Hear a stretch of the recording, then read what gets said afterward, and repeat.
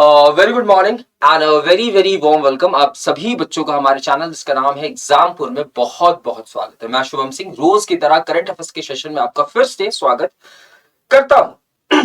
हम अपने सेशंस में जो क्वेश्चंस देखते हैं प्यारे बच्चों उसे हम डिटेल्ड एक्सप्लेनेशन के साथ देखते हैं ताकि वो आपके एग्जाम के मेंस के पॉइंट ऑफ व्यू से भी इंपॉर्टेंट हो और साथ ही साथ प्री के पॉइंट ऑफ व्यू से भी इंपॉर्टेंट होने वाला है। तो बढ़ते हैं आज के पहले क्वेश्चन की तरफ। आज 22 जून है तो देख लेते हैं 22 जून से रिलेटेड वो कौन से इंपॉर्टेंट न्यूज है जो कि आपके एग्जाम के पॉइंट ऑफ व्यू से बहुत ज्यादा इंपॉर्टेंट है। पहला क्वेश्चन आपके सामने ये रहा। पहला क्वेश्चन आपसे पूछा है कि Julley Ladakh outreach program started by which of the following, इनमें से किसके द्वारा जुली लद्दाख आउटरीच प्रोग्राम को शुरू किया गया। तो सबसे पहले जानते हैं आउटरीच प्रोग्राम क्या होता है। कोई भी इनिशिएटिव जो कि एक वास्ट ग्रुप के लिए लॉन्च की जाती है, ज्यादा लोगों के लिए लॉन्च की जाती है, साथ ही साथ वो इनिशिएटिव उनकी अपलिफ्टमेंट का बात करता है, उसे हम आउटरीच प्रोग्राम कहते हैं। तो याद रखना आउटरीच प्रोग्राम वो प्रोग्राम होता है जो कि सोशल एक्टिविटी के लिए बात करता है, सोशल अपलिफ्टमेंट के लिए बात करता है। अब जूली लद्दाख आउटरीच प्रोग्राम है तो लद्दाख के अंदर लॉन्च किया होगा और किसके द्वारा लॉन्च किया गया है तो इंडियन नेवी के द्वारा। तो याद रखिएगा हाल ही में इंडियन नेवी के द्वारा लद्दाख के अंदर जूली लद्दाख एक आउटरीच प्रोग्राम को लॉन्च किया गया है। आइए जानते हैं क्वेश्चन के अंतर्गत क्या क्या बातें कही गई है। जूली लद्दाख का मतलब होता है हेलो लद्दाख। जूली लद्दाख का हेलो मतलब क्या होता है, हेलो लद्दाख इसका मतलब होता है। इसको लॉन्च किया गया इंडियन नेवी के द्वारा। इसका मेन मोटिव है लद्दाख की जो युवा वर्ग है, लद्दाख के अंदर जो यूथ है उनको इंडियन नेवी के प्रति जागरूक करना, उनको इंडियन नेवी के प्रति अवेयर करना, ये इसका मेन मकसद। इसके अंतर्गत बहुत सारी चीजों को लॉन्च किया गया इंडियन नेवी के द्वारा, जैसे जैसे जैसे जैसे इसी के अंतर्गत एक इनिशिएटिव को लॉन्च किया गया है, ठीक है, किसके द्वारा तो इंडियन नेवी के वाइस चीफ जिनका नाम हो जाएगा संजय जसजीत सिंह। इसके अंतर्गत इन्होंने 5 किलोमीटर की एक मोटरसाइकिल एक्सपीडिशन को लॉन्च किया। साथ ही साथ बहुत सारे ऐसे इनिशिएटिव्स लॉन्च की जा रही है जिससे जो युवा वर्ग है वो अट्रैक्ट हो, जैसे फुटबॉल गेम्स कराए जा रहे हैं, म्यूजिकल बैंड्स को कंडक्ट कराया जा रहा है, म्यूजिकल कॉन्सर्ट्स को कंडक्ट कराया जा रहा है, साथ ही साथ मेडिकल कैंप को कंडक्ट कराया जा रहा है। आइए जानते हैं और कौन सी बातें हैं। तो जूली लद्दाख जो इनिशिएटिव है इसके अंतर्गत और कौन कौन सी बातें होने वाली है। तो पहली बात तो यह है कि 75 इयर्स जो है वो कंप्लीट होने वाले हैं और आज ही आजादी की अमृत महोत्सव भारत सेलिब्रेट करने वाला है, ठीक है। साथ ही साथ यहाँ पे बहुत सारी अवेयरनेस कैंपेन्स को लॉन्च किया जाएगा अलग अलग यूनिवर्सिटीज में, इंस्टीट्यूशंस में, स्कूल्स में, ताकि ज्यादा से ज्यादा बच्चे जो है वो इंडियन नेवी को ज्वाइन करें। साथ ही साथ अग्निवीर जो स्कीम लॉन्च किया गया था उसके अंतर्गत भी भारत की युवा वर्ग की या लद्दाख की युवा वर्ग की यहाँ पे पार्टिसिपेशन देखना चाहती है, ठीक है। उसके बाद यहाँ पे महिलाओं को भी इंडियन नेवी के अंतर्गत पार्टिसिपेट करने की बात कही जा रही है, यानी कि नारी शक्ति को यहाँ पे बढ़ावा मिलने वाला है। साथ ही साथ जो वॉर विडोज यानी कि वो इंडियन नेवी के सोल्जर्स जिनकी वॉर के टाइम पे देहांत हो गई, जो कि वॉर के टाइम पे वीर गति को प्राप्त हुए, तो वहां उनकी जो महिलाएं, उनकी जो वाइफ्स है, उनको यहाँ पे इंटरैक्ट किया जाएगा उनके साथ। साथ ही साथ जो नेवी के एक्स ऑफिसर्स हैं, जो रिटायर्ड ऑफिसर्स हैं, उनको भी यहाँ पे इंटरैक्ट किया जाएगा। तो क्वेश्चन की तरफ दोबारा आता है तो याद रखिएगा ये जो जूली लद्दाख आउटरीच प्रोग्राम है इसका मेन मकसद है लद्दाख के अंदर जो लोग हैं, लद्दाख के अंदर जो युवा वर्ग है, उनको नेवी के प्रति क्या करना है, जागरूक करना है, जिससे कि ज्यादा से ज्यादा युवा जो है वो पार्टिसिपेट कर सके, ठीक है। बढ़ते हैं अगले क्वेश्चन की तरफ। अगला क्वेश्चन आपके सामने ये है। अगला क्वेश्चन आपसे पूछा है यूनेस्को के बारे में। तो पहले यूनेस्को को डिस्कस करते हैं। यूनेस्को एक बॉडी है जो कि यूनाइटेड नेशंस के अंतर्गत काम करती है। इसका फुल फॉर्म होने वाला है United Nations educational, scientific and cultural organisation, यानी कि ये एजुकेशन की फील्ड में काम करेगी, साइंस के फील्ड में काम करेगी, साथ ही साथ कल्चर से रिलेटेड भी बातों को देखने वाली है, ठीक है। अब मैं बात करता हूं, क्वेश्चन की तरफ आते हैं। क्वेश्चन पूछा है कि हाल ही में यूनेस्को ने यह कंफर्म किया है कि यूनेस्को से दोबारा से यूएसए जुड़ने वाला, यानी कि यूएसए दोबारा यूनेस्को में शामिल होने वाला है। आपको बताना यह है कि यूएसए यूनेस्को से निकला कब था। तो याद रखना साल 2019 में यूएसए यूनेस्को से बाहर निकल जाता है। तो पहले जानते हैं बाहर क्यों निकला और क्यों दोबारा ज्वाइन होना चाहता है। आइए यूनेस्को की बात करूं, इसकी स्थापना 1945 में की जाती है। पेरिस फ्रांस के अंदर आपको इसका मुख्यालय देखने को मिलेगा और ऑड्रे ऑजले यहाँ पे आपको चीफ के रूप में देखने को मिलेगी। यूएसए कब निकलता है? 2019 में निकलता है। इसके कारण क्या है 2019 में निकलने का? तो याद रखिएगा याद रखिएगा यूनेस्को ने साल 2011 में पैलेस्टीन को यूनेस्को का मेंबर बनाया था। पैलेस्टीन वो देश है जिसकी दिक्कत किसके साथ है, तो इजराइल के साथ है। तो 2019 में जब यूएसए निकला था तो उसके साथ इजराइल भी निकला था, यानी कि 2019 में यूनेस्को से इजराइल और यूएसए दोनों निकल गए थे। और आप सभी को पता है इजराइल और पैलेस्टीन के बीच में बहुत अच्छे रिश्ते नहीं है, इनके बीच में एक वॉर भी हुआ था जिसे हम 1967 का वॉर कहते हैं।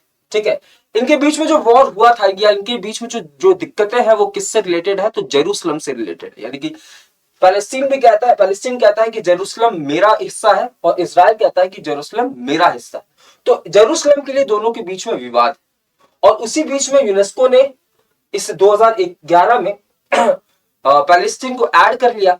पैलेस्टीन को ऐड तो कर लिया, आप बोलोगे कि सर इजराइल को दिक्कत है, हमें समझ में आता है, बट यूएसए को क्या दिक्कत है, तो याद रखिएगा अभी तक यूएसए ने पैलेस्टीन को एक सॉवरेन देश के रूप में नहीं एक्सेप्ट किया है। और जिसकी वजह से जब यूनेस्को ने 2011 में एक्सेप्ट किया, यूनेस्को ने जब 2011 में पैलेस्टीन को एक्सेप्ट किया तो यूएसए जो है वो चिढ़ गया, और यूएसए चिढ़ गया जिसकी वजह से उसने क्या किया, लोन्स जो वगैरह है वो देने बंद कर दिए, जितने भी इन्वेस्टमेंट थी उसे रोक दिया। ठीक है, और फाइनली 2019 में वो यूनेस्को से बाहर हो जाता है। तो ये सारी रीजन है जिसकी वजह से यूएसए ने यूनेस्को को छोड़ा था, और अब दोनों के बीच में संबंध थोड़े ठीक हो गए।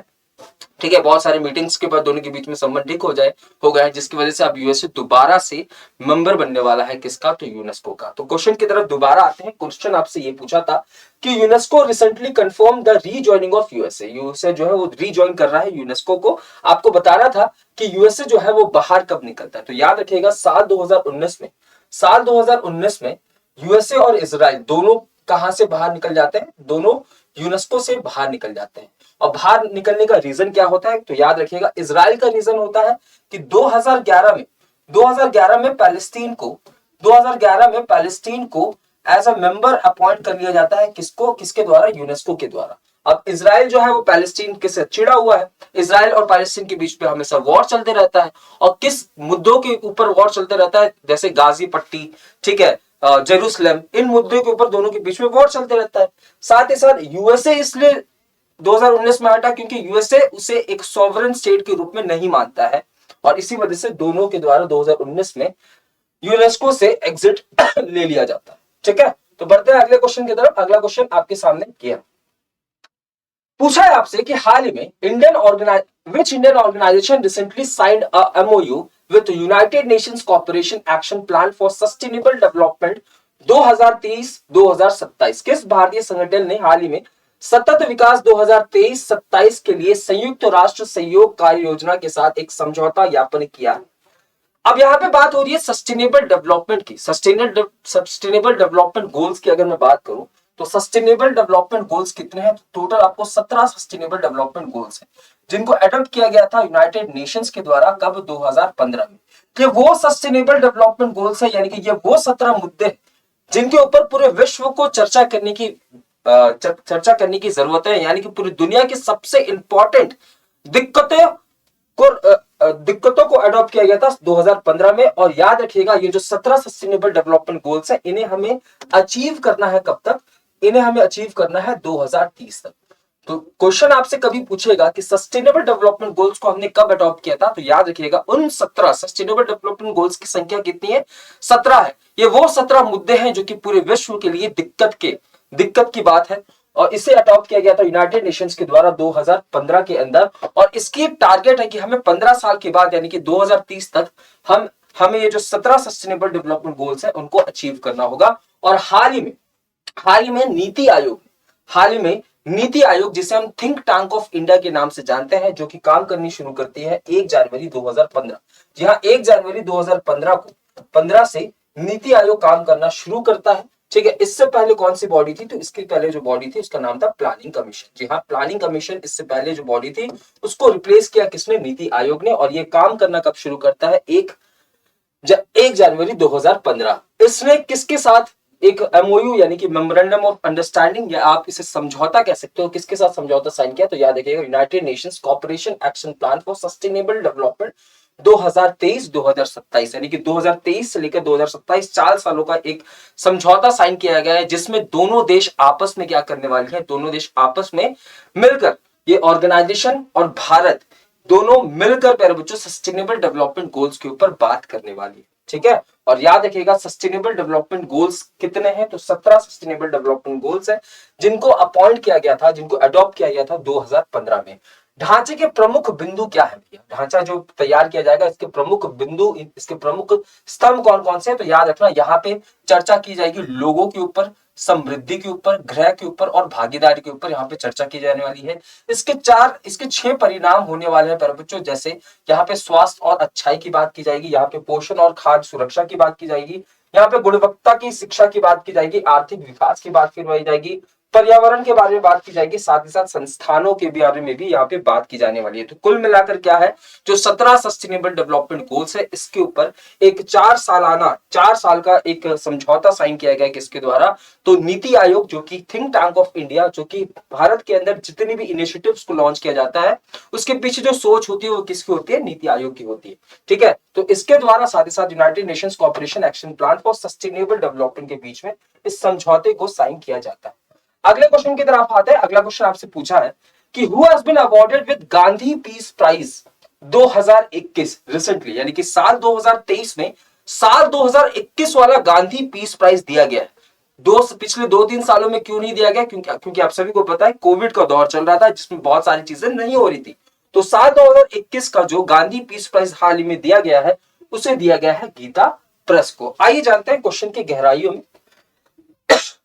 गांधी पीस प्राइज की अगर मैं बात करूं तो इसकी शुरुआत की जाती है इंडियन गवर्नमेंट के द्वारा और इसे इंटरनेशनल लेवल पे दिया जाता है। जी हाँ, इंटरनेशनल लेवल पे गांधी पीस प्राइज को दिया जाता है। इसकी शुरुआत होती है 1995 यानी कि 1995 में इसकी शुरुआत होती है। अब ये अवार्ड दिया किसे जाता है, तो याद रखिएगा ये उन इंडिविजुअल्स को अवार्ड देते हैं, ये अवार्ड उन इंडिविजुअल्स को दिया जाता है, उन इंस्टीट्यूशंस को दिया जाता है जिन्होंने सोशली काम किया हो, इकोनॉमिकली काम किया होगा, पॉलिटिकल कंट्रीब्यूशन किया होगा। ठीक है, और तरीका कौन सा होगा, तो नॉन वायलेंस का तरीका, यानी कि ऐसा कोई व्यक्ति या ऐसी कोई इंस्टीट्यूशन जिसने अपना कंट्रीब्यूशन किया हो सोशली, पॉलिटिकली, इकोनॉमिकली, और किस रास्ते को अपनाते हुए, कौन से मेथड को अपनाते हुए, तो याद रखिएगा गांधीयन मेथड को अपनाते हुए। गांधी जी का मेथड क्या था, नॉन वायलेंस का मेथड। तो